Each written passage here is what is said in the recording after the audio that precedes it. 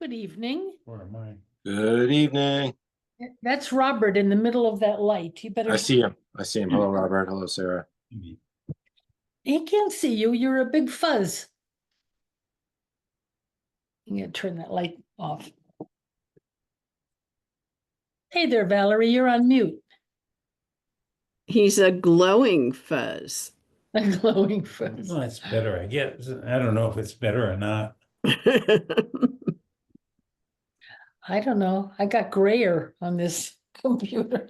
You got grayer. Yeah. Mm. Hey there, Anisha. How are you?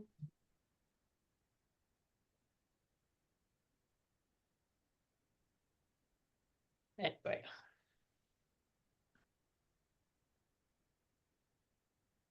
I see Anisha's connecting to audio. I'm also going to try and join here from my laptop to share my screen. And then Mark should be joining us as well as co-teaching. He's going to teach the second half of the class. And he just texted me, said he might be a few minutes late, but that's okay because we don't need him till the second half. Let's see here. Is this going to let me in?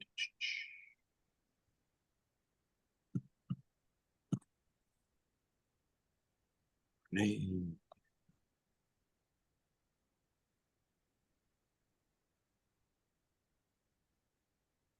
Yep, admit. Okay.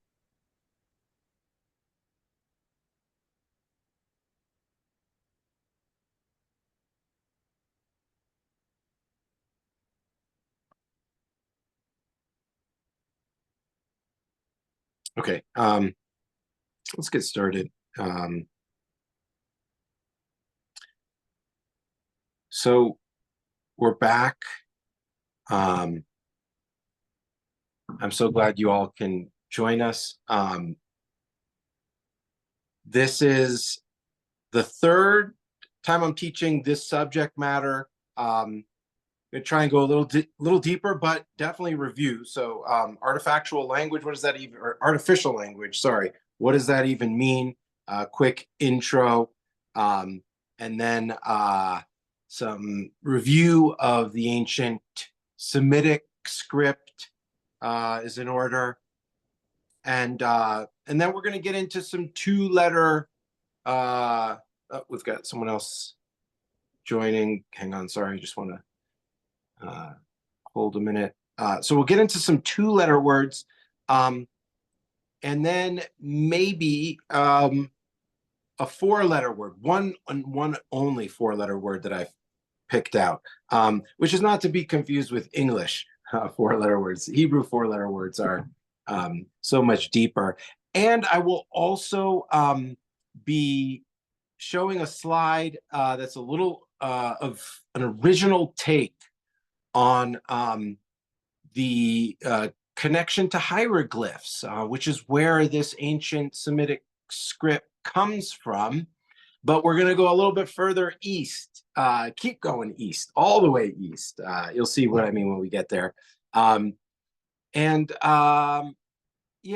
I'm just, again, delighted to be sharing this and have you all here. Let me just, before I jump right in and share my screen, just make sure that I'm not missing anything. Okay, all right, so without further ado, anyway, share that tab. Here we go, share screen. Host has disabled screen sharing. Okay, I need to enable it. Second.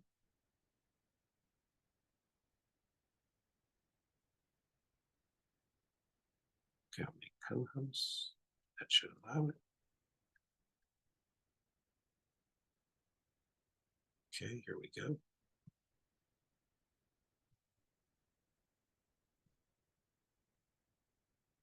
Okay, so I think you can see that. Just let me know if anyone can't see my screen. Alphabet. There it is, the alphabet. And I want a slideshow. Here we go. Hang on, I have to plug in my phone. Off we go. The Aleph, Beit. This is the 4-letter word. I'm going to come back to this. It's a little blurred. Take a snapshot or just mental picture. See if you can, as we go through the alphabet and some 2-letter roots, see if you can piece together with that as we'll come back to it. Here's a 5-letter word, actually. We'll also come back to that if we have time. All right, for review, here is the script. So on the far left, we have the ancient Semitic Hebrew script. A lot of this research, including this chart, comes from Jeffrey Benner, who wrote a book that I found when I was looking for 2-letter roots. He is not Jewish, he's Christian. He's made some really good both original research and brought to light some good scholarship on this. Aleph is at the top. Here we go. It looks like a ox head. So this is what the picture is. And then the meaning over here is strong power leader. I'm just going to go through these one by one. You can see on the right half of the chart, we have the modern Hebrew, the Greek, and the Latin, just to for comparison. And then I have another column over here and some cutouts here just to really, I must say this is a bit much, but I will correct it another time. Bet early is here. It looks like a, it also looks like a modern, if I go down to the modern pay down here on the bottom right, yep, looks like that turned on its right. It's a tent floor plan. So if you ever think of entering a tent, it's like the door flap is there, and you've also got where the pole would be. It means family, it means house, it means inn. Gimel. He's calling the name actually Gam, by the way. It's interesting. Looks like a check mark. Sometimes you see it upright, so it looks like a leg with a foot sticking out. Foot, it means gather, it means walk. When it's Gamal or Gimal in the modern Hebrew over here on the right, that means camel. But here they're calling it just Gam. And the name here for Aleph, notice, is El. Dal is not Dalet, but they're calling it Dal. The Dalet or the Dal is a triangle, an upside down triangle, depending on how your general orientation is. It means door. It also means to move, to hang, or an entrance. And notice the Greek over here is the inverted version of that triangle, right? So there's, I have another slide coming up after this. I'm going to accelerate this review just a little bit so we can get to the main course, so to speak. Hey, sometimes you see it like this as it is. Sometimes you see it actually with a second little tick down to the left, which represent like a second leg and almost like a person with their hands up. It means man or person with arms raised, look, reveal, or breath. So many different connotations, aspects of life in there. Vav is a tent peg, and it can mean to add, to secure, to hook something, or a hook itself. Zion was Zan. Zan. It means a mattock. It means, sorry, it's the picture of a mattock. It means food, cut, or nourish. I think of it also as a sickle, something that you thresh with. But also Zion means arms. So this is important because it also, in a way, looks like two arms connected across by, a connector, a chest or a clavicle. Chet here, that means that's this picture of the tent wall. Sometimes you see it actually perpendicular, where instead of looking like this upright, it's on its side and it looks like a Roman numeral 3. It's the wall, it's outside, it's divide, it's half. Chet. Next is tet. which looks like a circle with an X mark in it. It's pictures a basket, and it's surround, contain, or mud. Next up is the yod, or the modern yud. The yod is a picture of an arm or a closed hand, and it means hand, work, throw, or worship.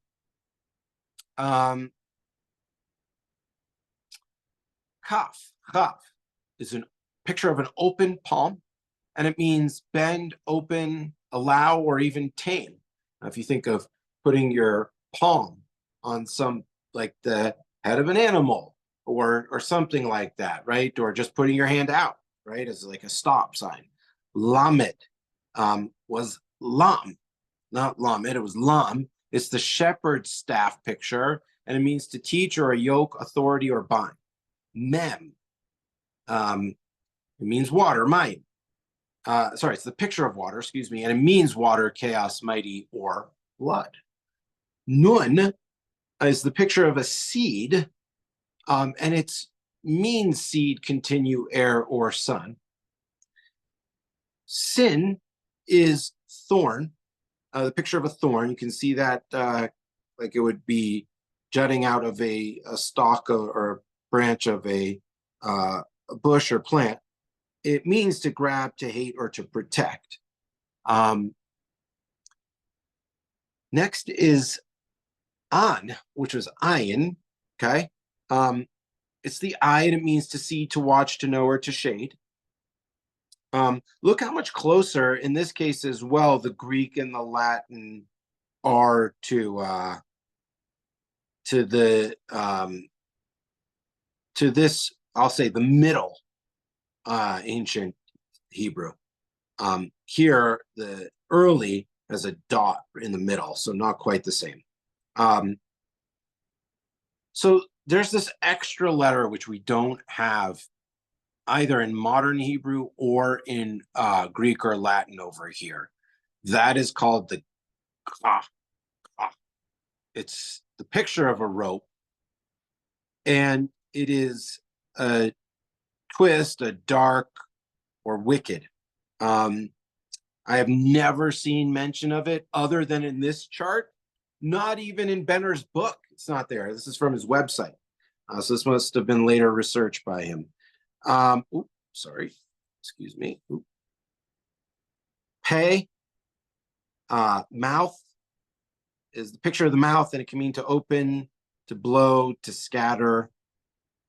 Edge becomes pi or p, right? And then tzad, or the modern tzadi, is a picture of a trail.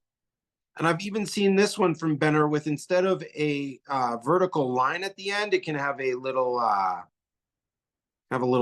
circle. It means trail, journey, chase, hunt. I'm gonna move out of the slideshow for just a minute so I can finish the list. Oops, sorry. Here, I'll zoom in so we can get a good picture of it. Okay, Kuf is a picture of the sun setting on the horizon or rising on the horizon. It means to condense, to circle, or time. Reish is the head, the picture of the head of a person, and it can mean head, first, top, or beginning. Shin is two front teeth, and it can mean sharp, to press, to eat, or two, as in a pair, or 1, 2. And last but not least, tough. Cross sticks is what it's a picture of, and it's X marks the spot, if you will. The mark, the sign, the signal, or the monument. Let me pause here for a minute, because that's a lot of information, and I'm going to keep going. But before I do, any quick questions about this, what we're looking at, this ancient alphabet, this early ancient Hebrew? Here's the modern Hebrew for comparison in orange, Greek alphabet, Latin alphabet. So this is the ancient alphabet, and if you can see, right, it's so much more pictographic than the modern letters, which are further abstractions. these letters themselves are abstractions of these pictures that they represent, right? Aleph really does look like an ox head. Some of them are really spot on. Yes, that's what you would think that that's the picture of. Some of them are a bit of a stretch. And then the other thing to point out is some of them mean what their picture denotes. We saw with, where is a good example? Down here, the seed, nun, and mem, water, is the picture of water, it means water, okay? Some of them, it's a further abstraction. You can't really tell. Ten wall, basket, yeah. But what does a basket have to do with surround? Well, it surrounds the things and contains the things. But what does it have to do with mud? Well, they used to make things out of mud. They would put mud in the baskets, right? So it's not always clear exactly what it means. And my whole fascination here is that you have both the picture and then the meaning. And that when you get to the meaning column, without fail, without exception, there's always more than one, often three, sometimes four, sometimes two. And that's just this list. We could extrapolate further meanings of the symbols, which I actually do in some other aspects of this that I'm looking at, because Benner is comparing this to cultural artifacts of the time, of the ancient Semitic people and their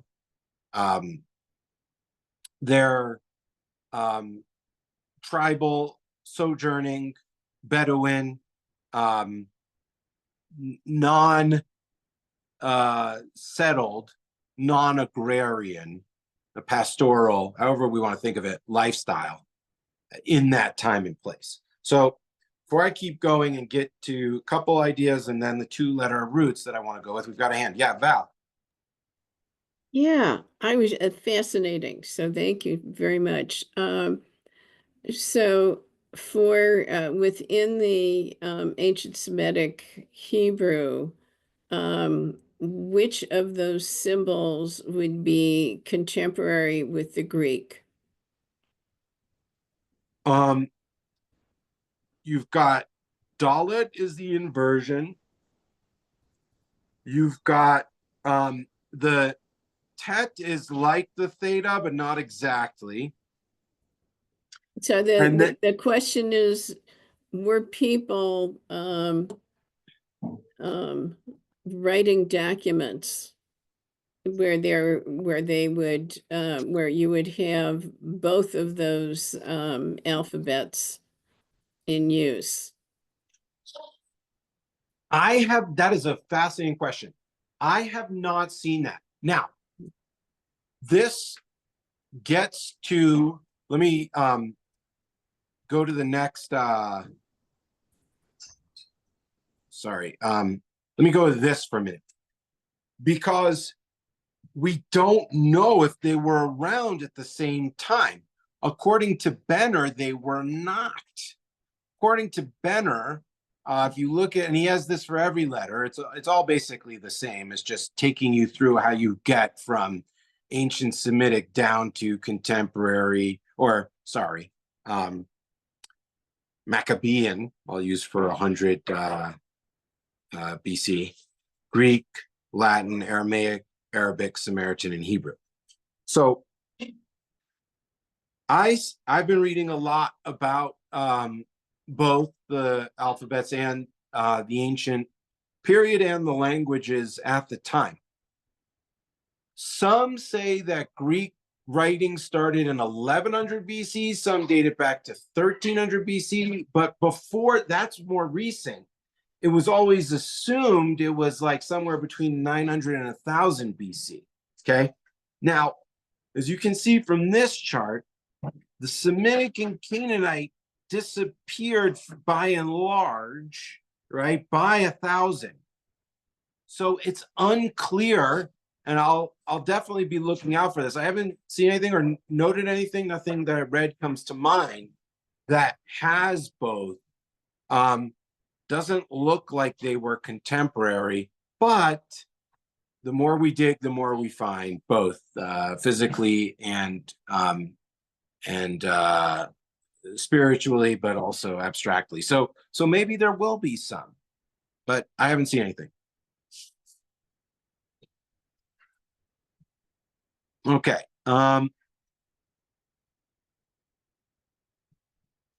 This is me. I'm gonna zoom in a little if I can. Can I? No. Okay. Then I'm gonna once again escape from the slideshow and just use the zoom feature here. Zooming in on Zoom to talk about this for a minute. So we've got another person joining, excuse me. And it gives me a minute just to pause, say hello and welcome. And welcome to Ruth. So this is original. Nobody's talked about this. This is because I've delved into this because I have a background in Chinese languages and literatures and spent 6 years in China and have a deep passion for the Chinese language. I read first off in one of the books that even the Egyptian hieroglyphs, some claim, had what was the functional equivalent of an alphabet.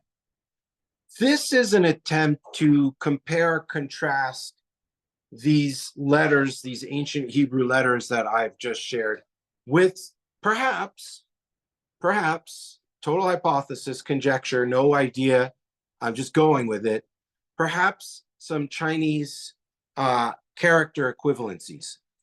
Starting at the top, Aleph, this pronunciation of this character is a or ya. This bet, this character is ba. This gam or gimel, this in Chinese is g. I have to make the note that this is the simplified version of a more complex character, but I don't want to get into that because it's still relevant. This dalet is da. This hey is ho.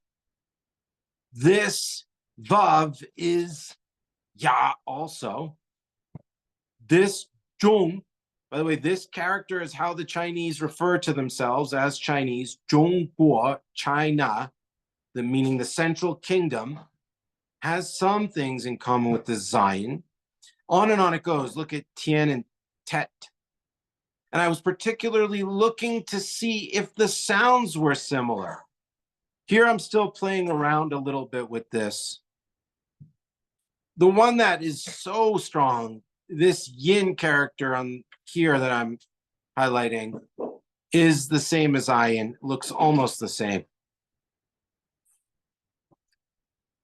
And this is ongoing. So it's a little off topic, but it's part of the broader idea that Mark, if he's able to join us, will get to on the Tower of Babel. That there is clearly written that the world was using one language. Okay, so how could that be? Well, you can't simply dismiss it, because you could say on some levels at some point the earliest people were just speaking one language and that was it, right? And that spread, and then, right? It's hard to believe. It borders on sophistry, but maybe there is something there and you don't know unless you found it. So the reason I have beginner here is that I think that there are about 50 to 92 letter word roots that a lot of us, and when I say us, I mean A, non-native Hebrew speakers, and B, Jews or other folks that have some cultural knowledge or heritage in Judaism, kind of known and have seen. Av, right? Father, And I'm going to use these few Aleph examples to go through the 2-letter roots. But just to give you a flavor of some of these 2-letter words: bo, bi, bach, bal, bam, ben, bar, bat, gad, gam, gan, gar, right? A lot of these, right, gan in the gan, right, the kindergarten or the garden, gam also, god, it's a little bit more, this one I'm not sure if it's beginner, but bat, daughter, bar, son, ben, son, bar is also clear, bam, b'shivtecha b'veitecha v'chavet, bam, b'shivtecha, right? Baal, different meanings, but master, bach, in that, be, in me, bo, velo avlata, bo, no blemish in him, in Hashem, ba, in it or there, ba.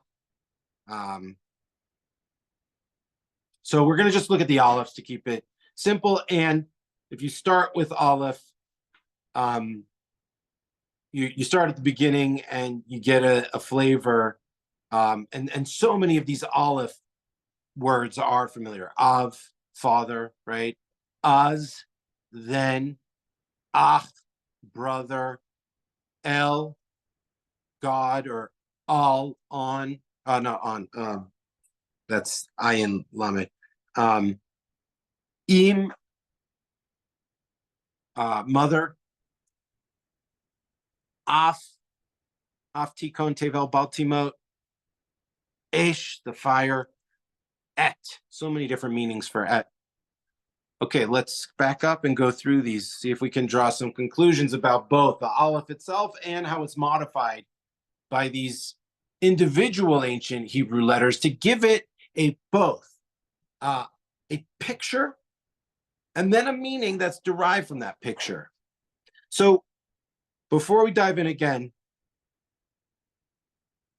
you don't have this in any other language known in the world now, where you have the hybrid of pictograph and letter.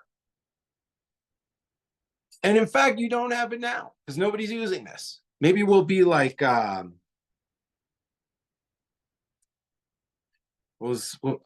sorry, the gentleman who brought Hebrew back to life. I always forget his name. Yehuda. It'll come back. Ben Yehuda. Thank you. Thank you so much. And by bringing these letters back, these hybrid ancient Hebrew letters back to the fold, it can reveal some sparks of Hasidus and Torah, and it's something that Hashem wants. Who knows? We only know if we go to it. So here we have the ox head and the tent. So Benner says it's strength of the house, the pole. The poles provided the strength, support, and structure of the tent. The pole is pointed at one end so that it can be thrust into the ground and can double as a weapon against an enemy. The father of the family also provides the strength, support, and structure to the household. The father fulfilled many functions for the family. He was the commander of the family army, provider of offspring to continue the family line, the priest and teacher. A desire is what one stands in support of. And Dolivet is a French author who has the Hebrew tongue restored, is where I've gotten these from. He says the potential sign united to that of interior activity produces a root, whence come all ideas of productive cause, efficient will, determining movement, and generative force. In many ancient idioms, and particularly in the Persian, this root is applied especially to the aqueous element as principle of universal fructification and all ideas of paternity. I'm going to keep moving because I want to get to a few of these. Here's Aleph with Zayin. Again, ox head, now with this mattock threshing device, strong harvest, time. The farmer's year revolved around the harvest. The times of the harvests were at specific times according to the solar calendar. So again, ox head and threshing, bring them together. Big, strong harvest. The Zan, the letter is named Zan, which is harvest, right? And you have time. How again does that abstract to time? It's a strong harvest time. What happens in our harvest? What do we think of? The holidays, the Shalosh Regalim that came later, right? Culturally, that came later. First association is, hey, this is the time. This is Az. This is when things are happening. This is the strong harvest. This is the most potent time, especially in an agrarian calendar. Strong wall. Olive, ox head, strong. Het, the wall. This is the hearth. How does that relate to the abstraction of brother? The hearth around the fire protected the house from the heat and embers of the fire. The brothers of the house are the protectors that surround the house to protect it. Okay. Al or El, the strong or the ox in a yoke. Muscle, oxen, the strongest of the livestock, were placed in a yoke. Isaiah 9:4. In order to harness their power for pulling loads, such as a wagon or a plow. Often 2 oxen were yoked together. An older, more experienced ox would be teamed up or yoked with a younger, less experienced ox. The pictographs of this parent root can also be interpreted as a strong authority where the ox represents strength and the staff of the shepherd represents his authority over the flock. So if you think of that lamed as that staff pulling those, pulling the sheep, right? And that the person, the Aleph, in this case, sorry, that the ox in a way has this both godlike idea as first, but also this it's also the, in a certain way, the soul, because this gets into another relationship to Mark's ideas about the Karen Or of Moses's horns, that they were rays of light, but they were translated as horn, right? Mistranslated. Sarah, we've talked about this too. That there's something else. The way I'll say it is, sometimes when someone smiles big, especially when you catch them in that microsecond as they're smiling, you can almost see the countenance raise up in the forehead, as if rays of light were coming off the countenance. So this is where I start to not deviate from Benner, but expand well beyond him. I think he's done a great job, but I would say, if I can use the analogy of Pardes, where we have 4 levels of Torah study, Pshat, Remes, Drash, and Sod. I think he's got the Pshat pretty good. And I think he's got one Pshat. I think there's a few others, and then I think there's much more. He kind of gets into Remes a little bit. I think he's missing some things though, but it's really, it's the, for sure, the best way to enter this. Im, Aleph Mem, the ox, and the sign for water. I just want to, before I jump into this, I just want to check my text messages again. Okay, because I want to be conscientious that Mark may be joining us to pick up here. Aleph and Mem. Sorry, I should stop saying Aleph because that's the modern Hebrew name. It's Al is the ancient letter's name.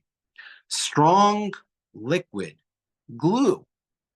Glue was made by placing the hides of animals in a pot of boiling water. As the hide boiled, I'm sorry for my typos here, a thick stick substance formed at the surface of the water. This substance was removed and used as a binding agent. The arm is seen as a glue as it encircles and holds together. A cubit was the length of the arm from elbow to fingertip. The mother of the family is the one who binds the family together by holding in her arms and by the work of her arms. The tribe is the larger family bound together by blood, relation, and, it's so hard in a modern context to avoid getting into the slippery slope of feminism, matriarchy, and everything in between that can offend folks. So the idea here is though that you see it. This is well discussed by the rabbis about Jewish women. And though it's hard to just, carte blanche say anything about Jewish women, right? If you have a Jewish mother, this just kind of resonates, right? And nothing to take away from mothers in general. But there's something so powerful about this. And it relates in our day so closely to Chagim and memory, right? And if I go back to Oz, to those harvest times, right? High holidays, Shalosh Regalim, the 3 pilgrimage holidays. I'm gonna keep going here. Af, Aleph, Pei, and final Pei is the ox mouth with the nose. Is the ox mouth, which is the nose, excuse me. The nostrils of the ox flare when snorting, just as a man's or person's does when he breathes heavily through the nose when in passion or anger. The heat of passion of cooking, that must be a typo. I'm terribly sorry. That doesn't seem right. What does it actually say? What's that? What do you think? What do you think it should say? I can look it up. Hang on. I have the book right here.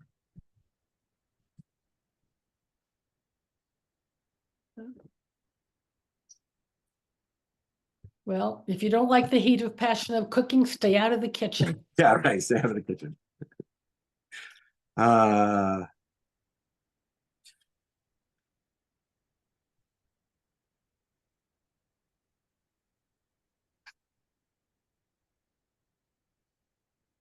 It says or cooking.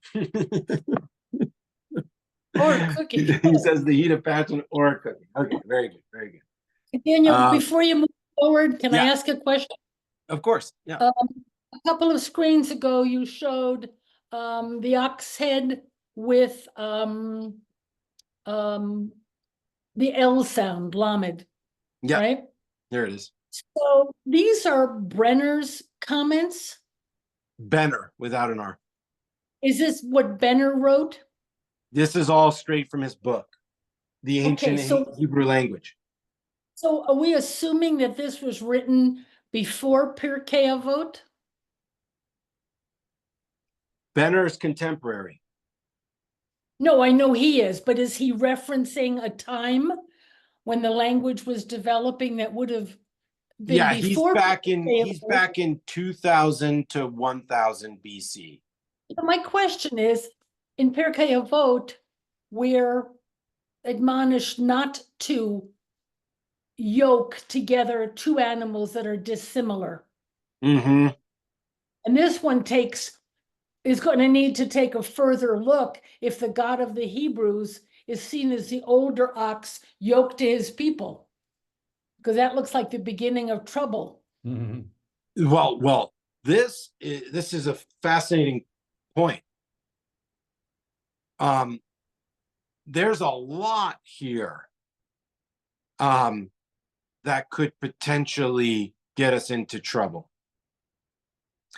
And not just with that single example that you've pointed out. Spot on, by the way. It's that when you have the pictograph, you also have a general issue, right, with the kind of slipping down into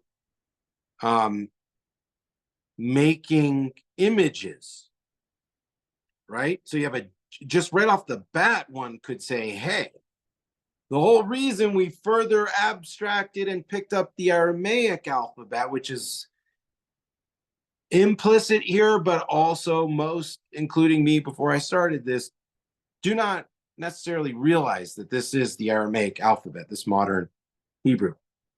And I'm just going to go back a few slides. So here in these, you see, when you look down at 100, you get the Aramaic. Those are the, and even the the Maccabean Hebrew is different still from Aramaic. So we adopted Aramaic there too. It depends how you view it and when you place it. But let's say for discussion's sake, starting after the first temple was destroyed. Got a hand up. Anisha, go for it. It's just like a little observation, and sometimes, but it's a perception. And I find that my perceptions are a little reversed, and that sometimes makes a difference. Mm-hmm. And so my question is for Sarah too, in what you said about it makes, al, the letter with the olive and the yoke picture, and it's God yoking to the people, not the people yoking to God. So do you think that the trouble then comes from that divinity yoking with the people? No, not the trouble with the divinity, but that we are admonished not to yoke dissimilar beings. Right. Except the dissimilar beings, I'm just for clarification, is it what we call God or divinity and people as two different entities? Well, the first reference is to an experienced ox and a younger, inexperienced ox. you might argue that they're the same size Right, and both oxen. yeah, Okay, but an ox and a cow would put undue Stress. stress on both of those animals. And I just wonder whether if God is yoked to us, even if we're created in his image, is that too dissimilar? Food for Yeah. thought. no, but, hang on, Anisha, do you want to respond to that? Um, but you know, even as you were talking, I was thinking of the phrase that we are made in the image and Mhm, likeness of God. mhm. Right, So it's not that we're dissimilar. It's that, and yet we are, because we are like the younger ox. We kind of have to develop into our enlightenment, right, so to speak. You know, it's not that it's just a given that we act that way. We are the inexperienced ox, but we're not labeled in a sense as the cow. And like I was saying, what this was saying, it was the divinity yoked to the people, not the other way around. You know what I'm yeah, saying? yes. We have in here strong authority where ox represents strength and the staff of the shepherd represents his authority over the flock. So this, you get an inversion. You have the picture of the ox, but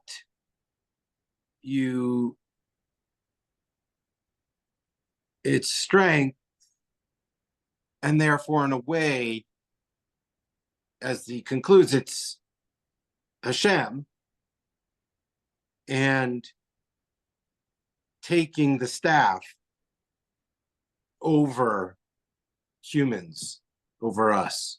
I see Right. Val. Yeah, I want to Because go ahead.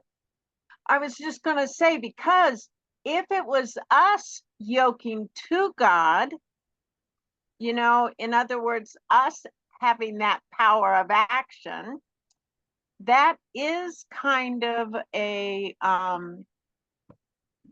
slippery slope of arrogance, Well, which was interesting because that was the whole Tower of Babel. and stay with it, because if you invert these two letters, go the other way, right? You get low. No, as if to say it doesn't work that Whoa, way. see, I love that. Wow. Let's go to Val. Val, you've had your hand up. Yeah, I was thinking about the phrase, the yoke of heaven, Mm-hmm. where generally meaning people accepting the mitzvot Mm-hmm. and incorporating that and embodying that element. Mm. Very good. Very good. There's also this line: a treaty or covenant binds two parties together through an oath yoke.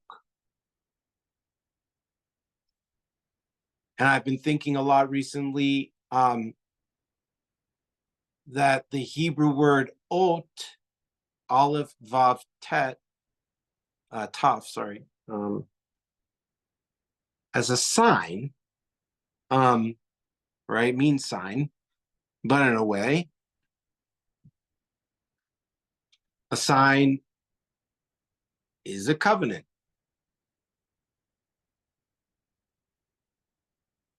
All right, let's this is great. This is exactly what I was hoping we could do here. Aish. Oh, another hand. Yes, Anisha, go for it. Anisha, do you want to, you're on mute. Did you put your hand back up? Sorry about that.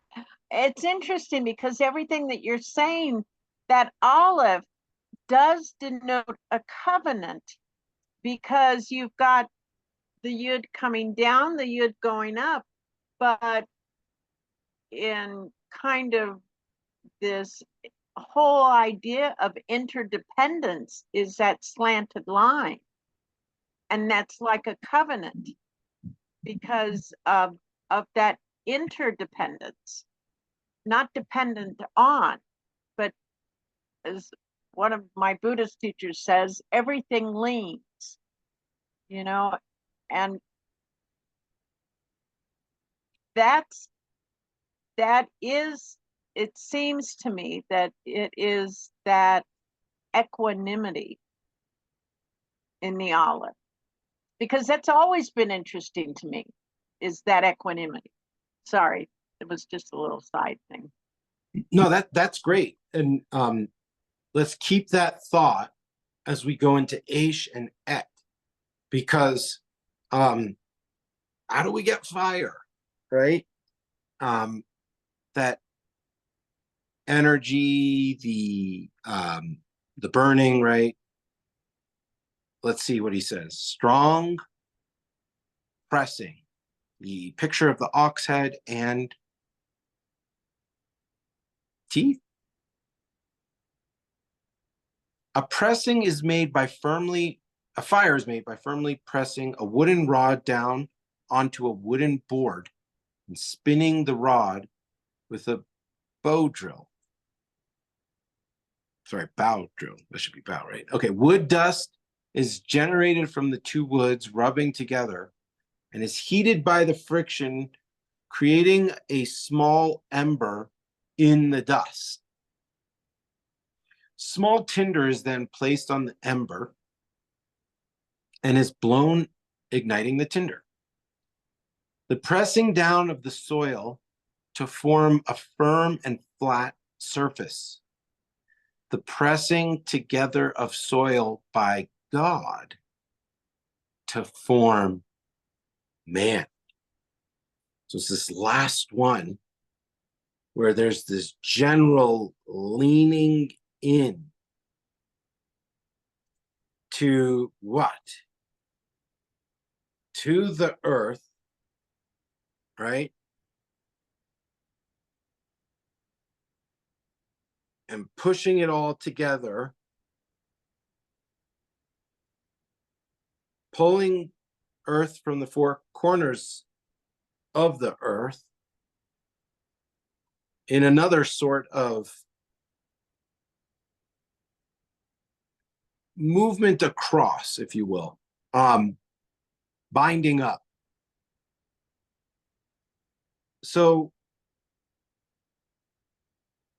one of my favorite teachings that I saw again recently was this idea that with man and woman, right, Ish and Isha, you have the Yud and the Hey. You take them out, you take Hashem out, you have Aish, you have fire. And that there's this, sorry, I'd be remiss if I also didn't add that the English word ash, right, is a derivative of this, the ashes that are left over after the fire, but that are, you know, they're burning off the fire throughout the time of the fire, right? So, but again, just staying with the first sentence here, fire is made by firmly pressing a wooden rod down onto a wooden board, okay, and spinning that rod. I want to go back to just the list here. Of course, Shin is all the way down at the bottom. Sorry.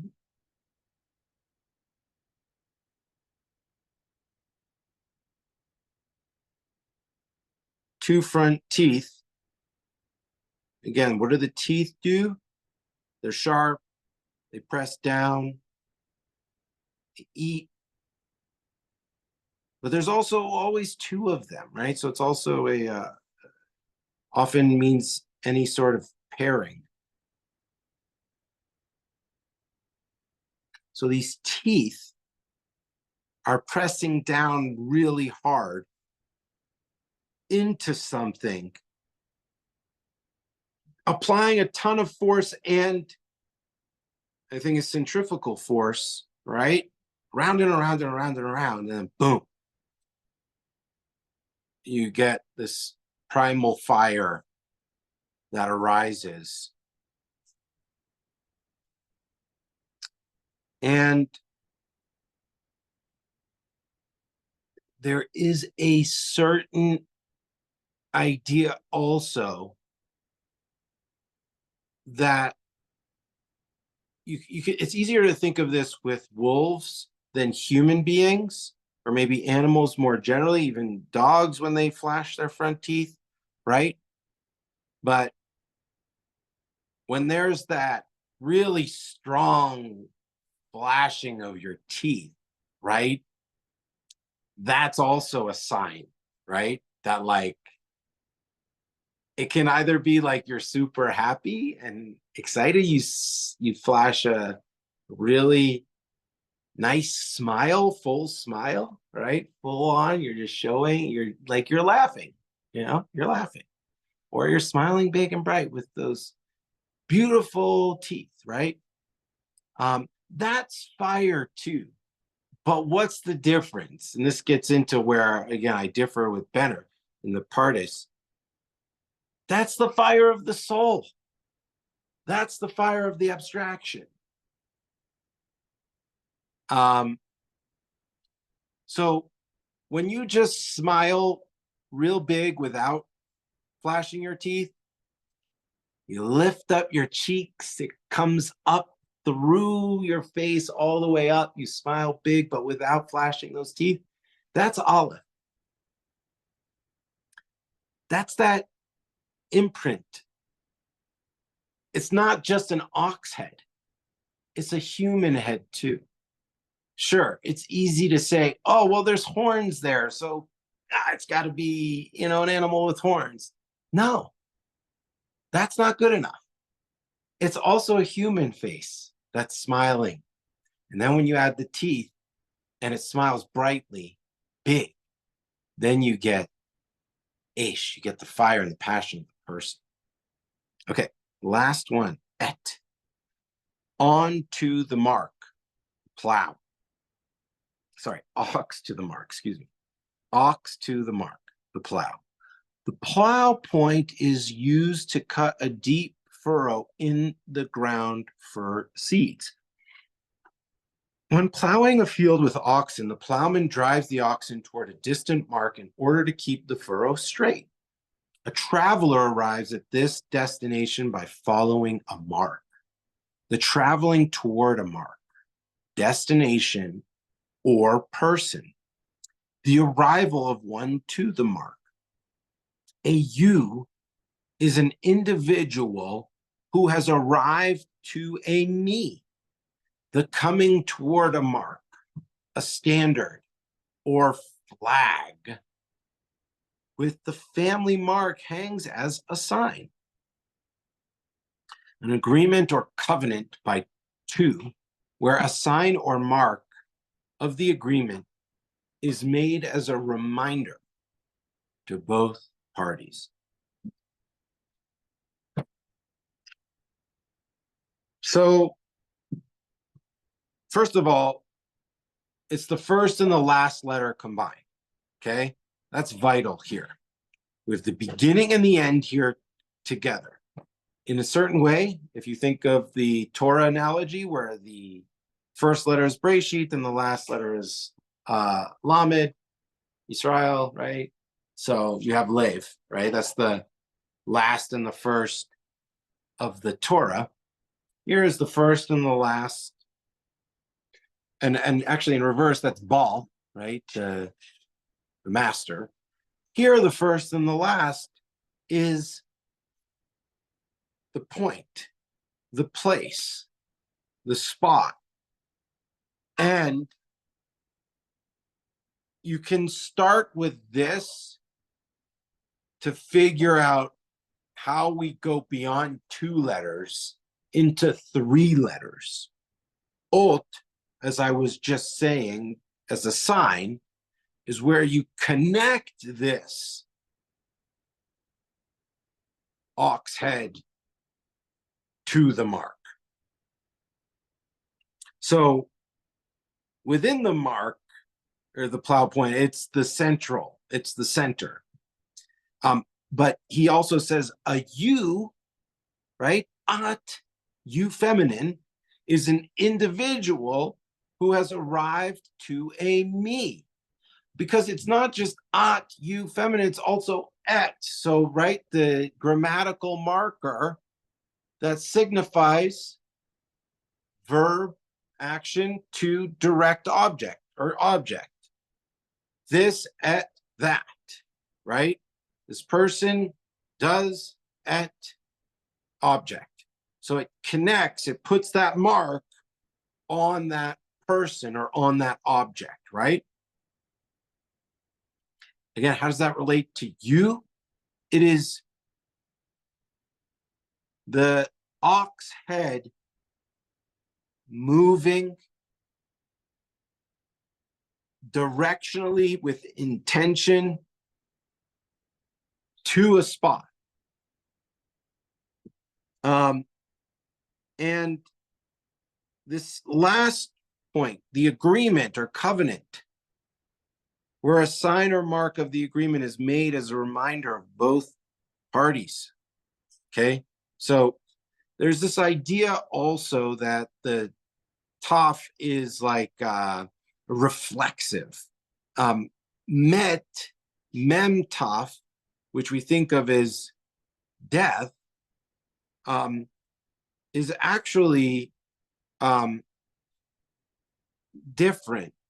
It's almost a, and this is why Mechayim Meitim is such a strong idea and true, not just in this sci-fi physical sense that we can one day actually raise the dead, but more today in the spiritual sense where whether we see, as Rabbi Mark likes to use the metaphor of, you know, a parched desert landscape where it only takes a little raindrop to ignite one flower and then a whole field of flowers.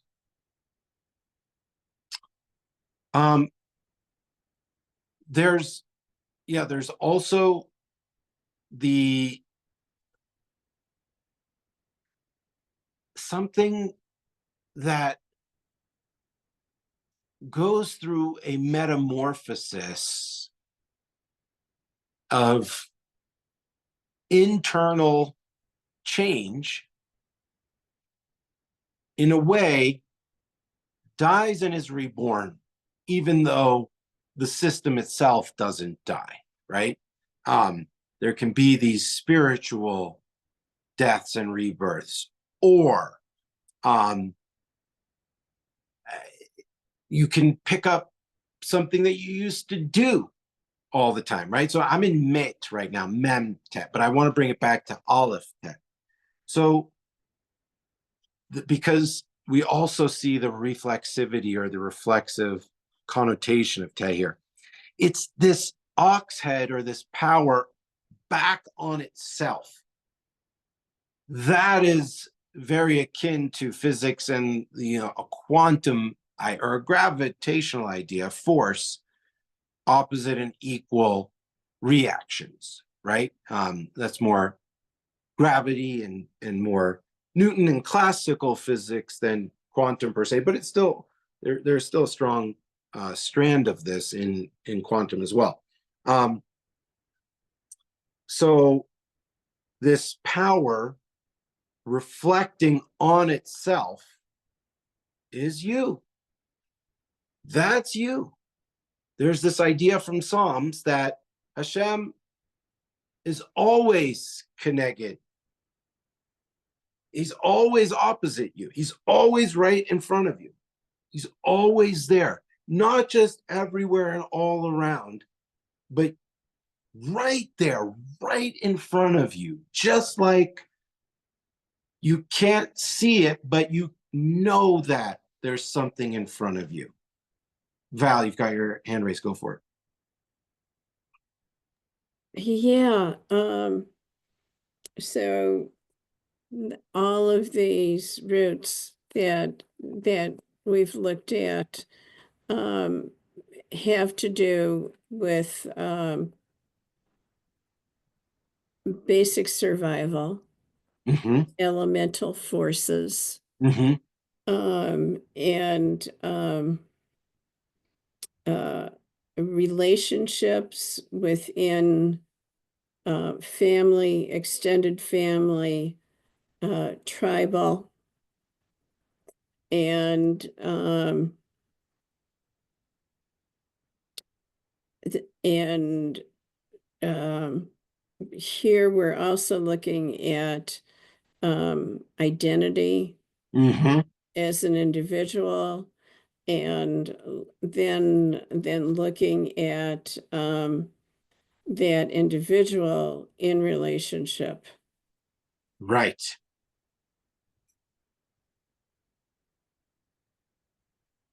Absolutely correct. The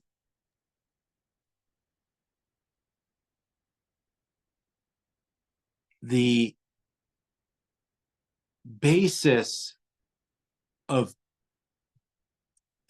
so what Benner wants to do, and Anisha, I see you have your hand up. I'll get right to you. What Benner wants to do is try to recreate that tribal feeling, ethos, to bring the Bible alive, the ancient Hebrew Bible and time, particularly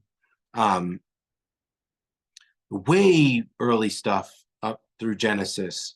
And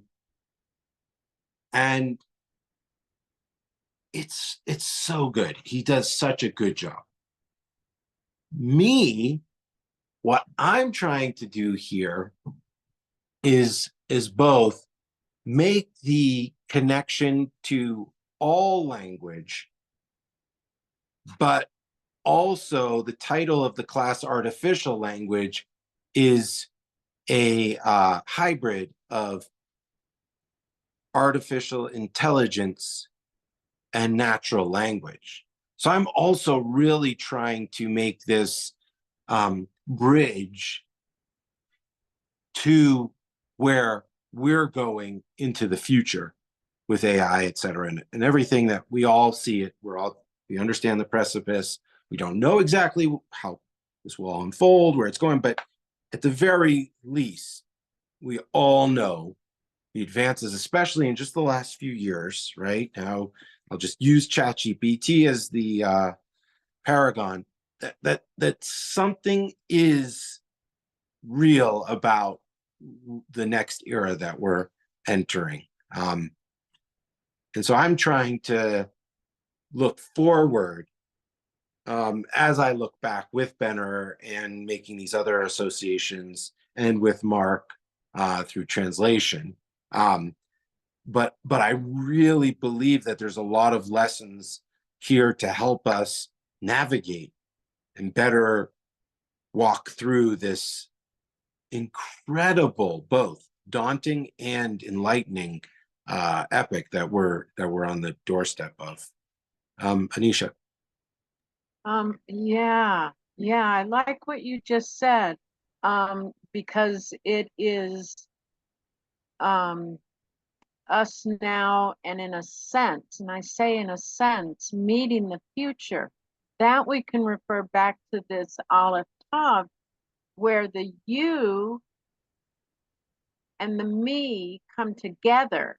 Mm-hmm. And Mhm. earlier, you had talked about the fire, and Mhm. used the word soul, that it's the fire of the soul.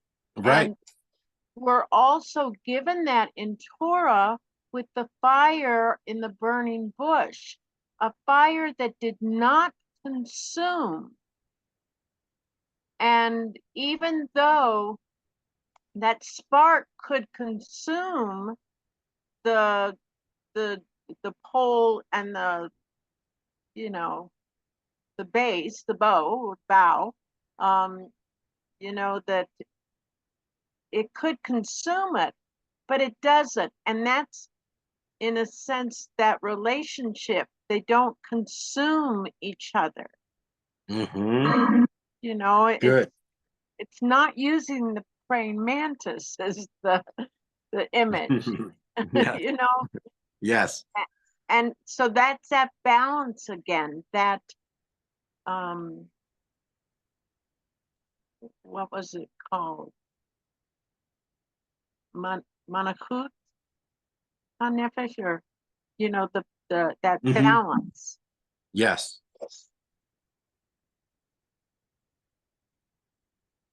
Good. We're just about there. Any other comments, ideas, questions?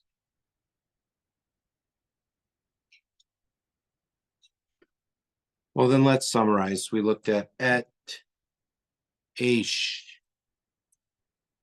im, em, al or el,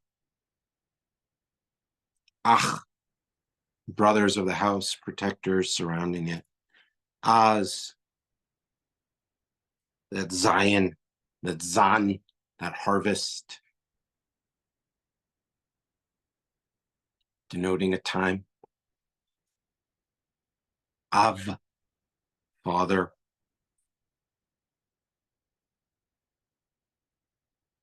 some perhaps universal signs. I'll down at the bottom here, shin and taf, where we just ended with our aleph. This character in Chinese is shan, means mountain, but the form is the same, even if it's so much more rectilinear.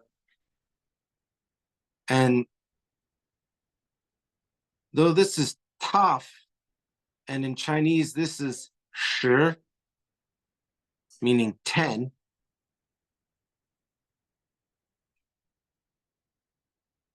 we're told in, I have a book over there that says this, that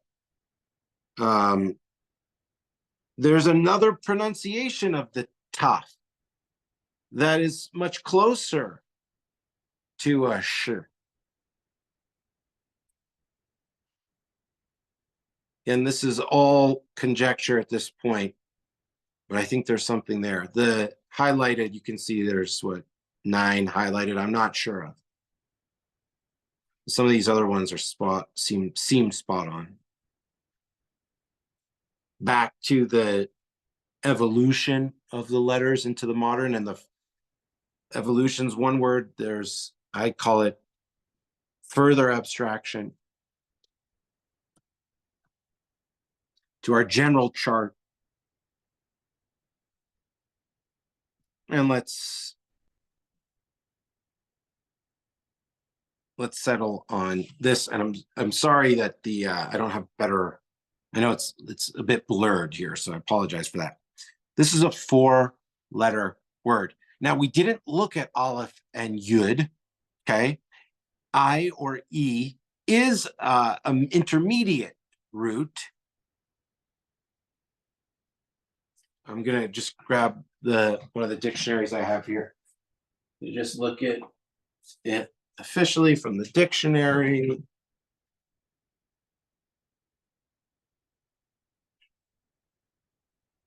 E is a particle of negation. It's also an island or a jackal. E can mean whoa, oh. A means where. We're in that realm. I have Benner here, but what does he say?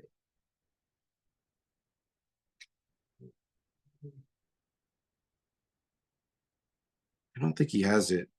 Yeah, he goes right from, he skips it. But strong, as we said, and so the hand, work, throw, worship, It's the sign of the arm and the hand. And then we have chaf, or kaf, to bend, allow, open, allow, tame, and look, reveal, or breath for the hay.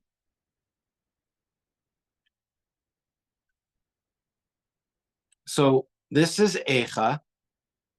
This is one of those 5 Megillot.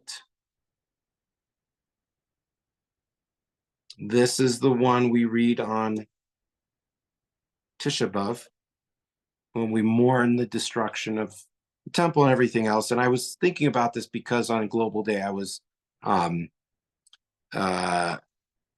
teaching about the relationship between Echa and climate issues. But the reason I have it here is because I want to show physically that it's as if you are opening your countenance, raising your face and just your brow. Then you're bringing your arms up and your palms. You're raising those close to your head and breathing.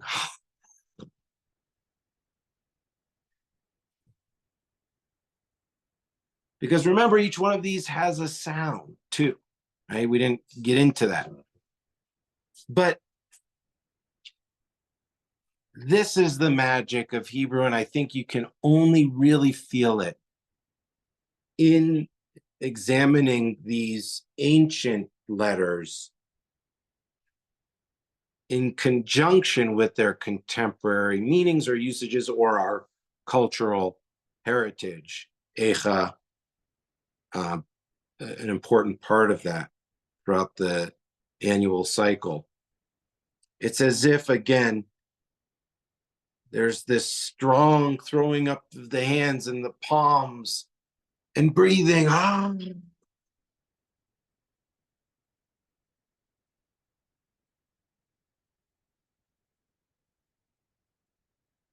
That's the power of the Aleph Beit. Val. Yeah, thank you. I was thinking of the open palm. Yeah. And I have used, and I use that in Parochet that I designed. And you have that gesture of an open palm is it can either be a beggar's hand or generosity. Yes. And sometimes you're in one position and sometimes you're in another. But it's a very powerful image. Good.